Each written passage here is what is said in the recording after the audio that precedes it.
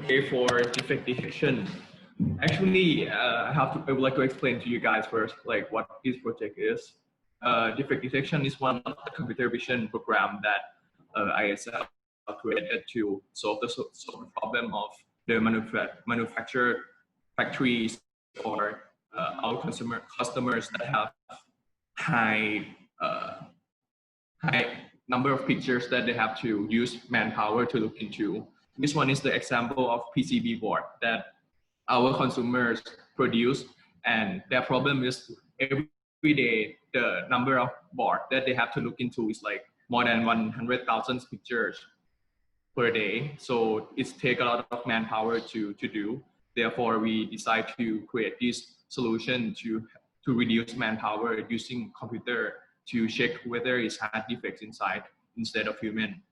Actually, it works like anomaly detection to detect there's something that is different, something that is the defect of the pictures. So to let you guys familiar with how defect look like first. So this is the example of defects. The white scratch in the middle of the picture. This one is the example of the defects that happen in PCB board. PCB board actually is the electronic board that put into your cell phone or telephone or like all those electronic stuff that we have. These are the example of it. It's the white area over here. So normally, as I mentioned, human has to be the one to look into whether each board have any defect on which area and check whether it's like true alarm or false alarm, and takes a lot of manpower. And these are the example of our model. After we put those images into the model, it will be detected. As you can see, all these defects will be detected. Even like the one that is not clear, we must have to detect them as well, because actually there is many types of defect that happen in the real life, and many defects happen on many areas as well. Therefore, we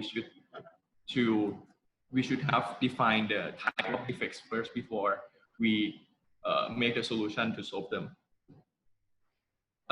Based on our model now, currently we train with more than 30,000 datasets, and the FRR is less than 1%. Actually, FRR is the number of defects that pass through their customers, because our customer is a manufacturer.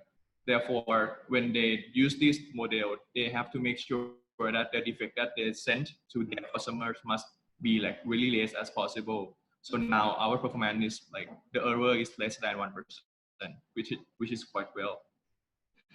The use case for this solution you can apply to like automobile or electronics devices, medicine, processed food. Actually, all of the manufacturers production, they can apply with this defect detection to reduce manpower, and it can apply on any surfaces like glass or metal, rubber, texture, or paper. It depends on like what you train into the model. So actually, by a theory, you can train with any surface or any type of pictures that you want. So how it works? Actually, you have to we train the model with the image, but the section has to separated to be two major parts. The first one is the detection, where is the location of the defects on the surface. And the second part is the verification to identify whether those detection area has defect inside or not. To create this program, one thing that you have to concern is how to train those pictures into the models. And to train it, you have to localize the location of the defects. And like actually you have to crop the location. So as the example here, this white scratch line or white spot here is the defect.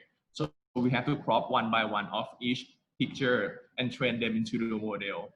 But the important thing is you cannot just like put many pictures into the model, just like randomly train them. You just have to, you really have to concern on the size, on the cropping of each defect, because it matters to the training as well. If the cropping size is too big, it will cover those like normal area of the picture, and that will make the model confused when they train whether this is the defect or not, because it's similar to another normal area as well. So this is one of the things that you have to concern when the training, and this is one of the most important part to train the model. And after that, after you got trained those defects picture into the model, and you got like the actual model to taste with the real pictures, the step is when the picture come, we have to detect where is the location of the defects. So we use faster RCNN to be the tools to detect the location. So how faster RCNN work is they just like put all these whole image into convolution layers and define them whether define them using region proposal network to attract out the region that they suspect as the defect inside, suspect as the object, and send that object to verification from the next step to identify whether it's the defects or not. So with these faster RCNN, they put them in convolution, turn them with feature maps, and select the region proposal that you want, that they suspect. And then they send that area to inception model. So this inception model is the model that we train with defect. The one that we train with those defect picture that we cropped. We train this one to be able to know like when the picture come into this model to identify whether it's the real defect or not, or it's just like a normal surface. So this one is another deep learning model using convolution layers as well to make a prediction whether it's positive or negative. And with those workflow, we can reduce more than like 50% of our customers' work, because, for example, when the input come from our customers, as I mentioned, for example, 100,000 picture in a day. If we put those number into our model, it can reduce those picture that doesn't have defect inside more than 50%, as we has tasted. More than 50% of the picture that doesn't have defect inside will be removed, and the rest that we suspect that it has defect inside, it still need manpower to be the one to take care of it as well. But anyway, we can reduce actually 50% of the cost for production, for like verification, inspection, and the error that we have now is only 1%. This is the example of the defect detection that created by our ISL, but we have the company name Baxter to sell these products. So that's all for defect detection.